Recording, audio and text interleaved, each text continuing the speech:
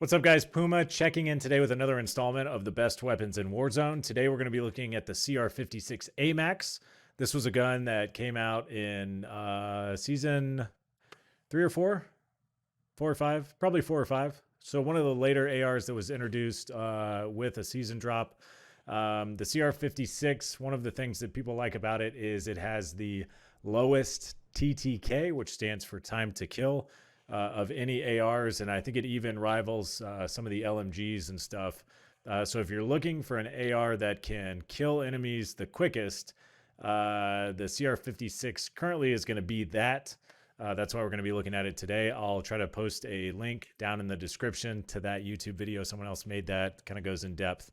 Now, one of the things I want to say before we get started is as the seasons change, there are certain, you hear the term nerfs and buffs, or lowering the stats and increasing the stats.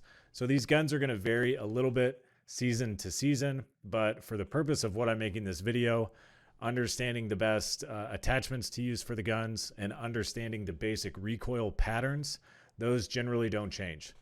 So while some of the stats will vary a little bit season to season or as the gun gets updated, the overall recoil and the best attachments to use for specific purposes, that should stay the same. So anyways, let's hop right into it.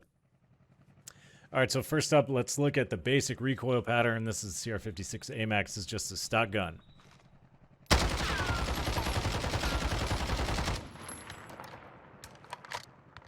All right, so this is a 30 round mag, so about the first 20 are pretty much straight up. Little kick to the left early on, it looks like. Let's try that again.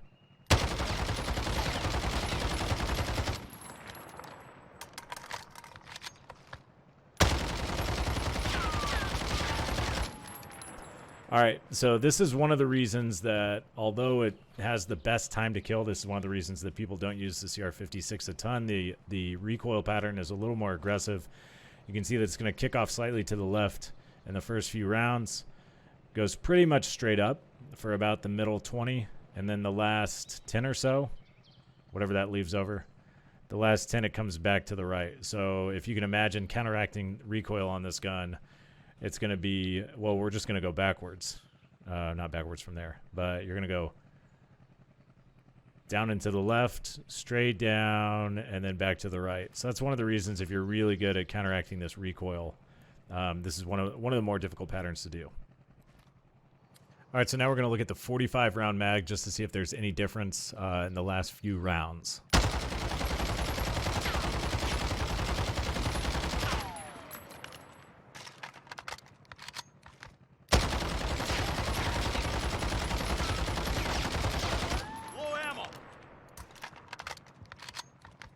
All right, so over here, both stock guns, 30 round mag, nice sort of C-shaped pattern.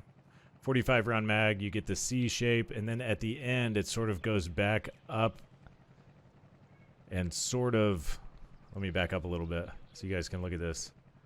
30 round mags over here, 45 round mags over here. So the 45 round mag almost adds a whole new, you get sort of the same basic shape, and then the last few are sort of going in the same direction, but again, a more aggressive recoil pattern on this gun.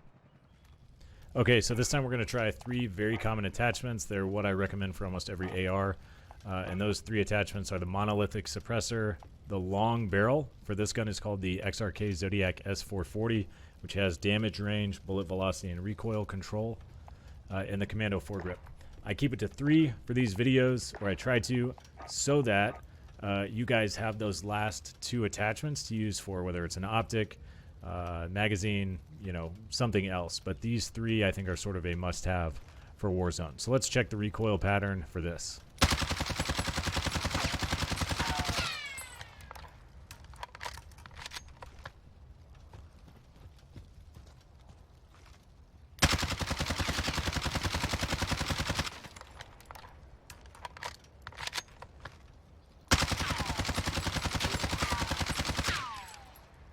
Okay, so the first thing apparent is that it's much tighter. There's less bullet-to-bullet horizontal recoil, so it's definitely cleaned up the spread. It's tightened the spread, much less vertical overall, much less horizontal overall. And this is the same distance from before.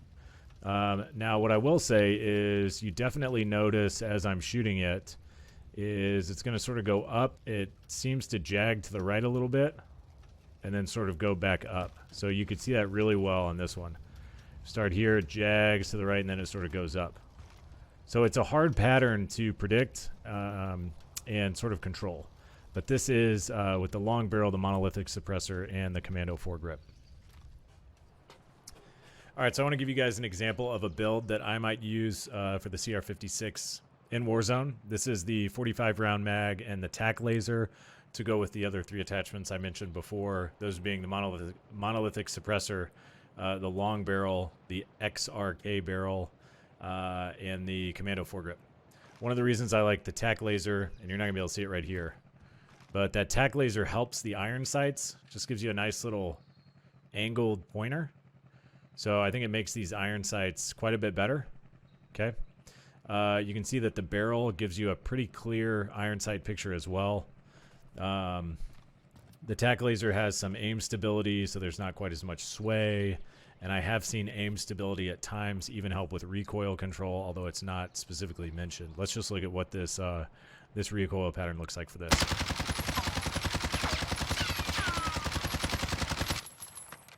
Fairly smooth. It sort of hits a bump there in the middle. Let's try to control this one.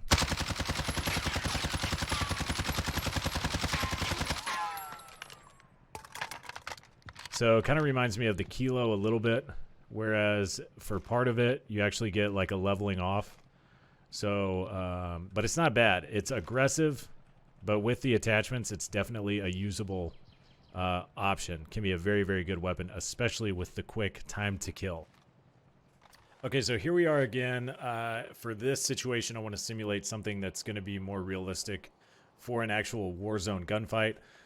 So we're up on top of this little balcony. I'm not going to mount. I'm not going to crouch. I'm not going to go prone. This is going to be standing up. Obviously, if you're able to mount or go prone or crouch, you're going to get some added recoil benefits.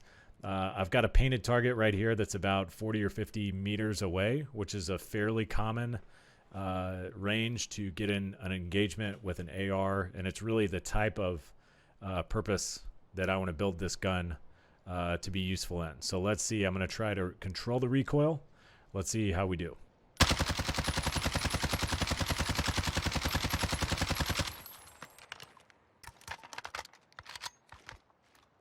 So not terrible. You can see the spread. Let's try this. Let's actually go. I want to show you guys this later. So let's go on this side. This little dot right there. We're going to aim for that.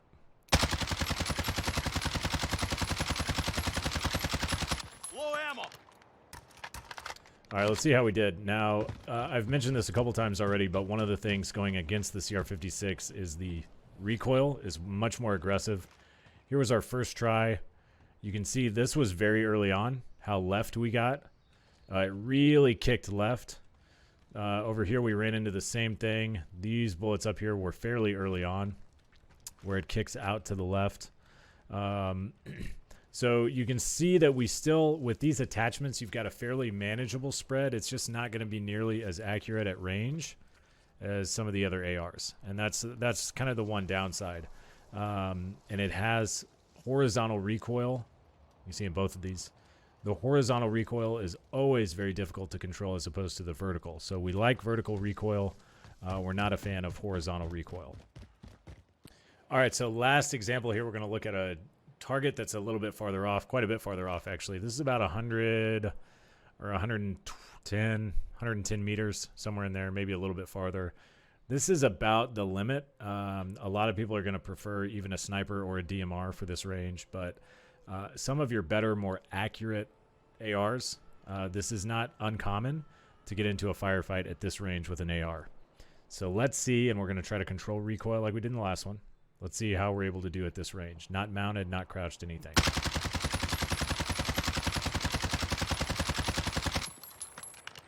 Yikes. Let's try it again.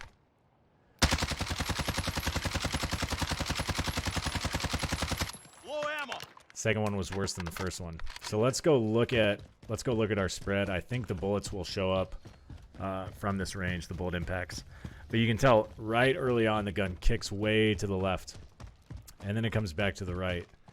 And we didn't get our bullet spray. Okay, fair enough. Well, you guys saw it. If you didn't, you can rewind it.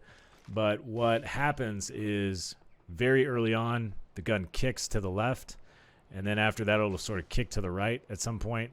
And that's what makes the recoil hard to control and aggressive, is that horizontal movement.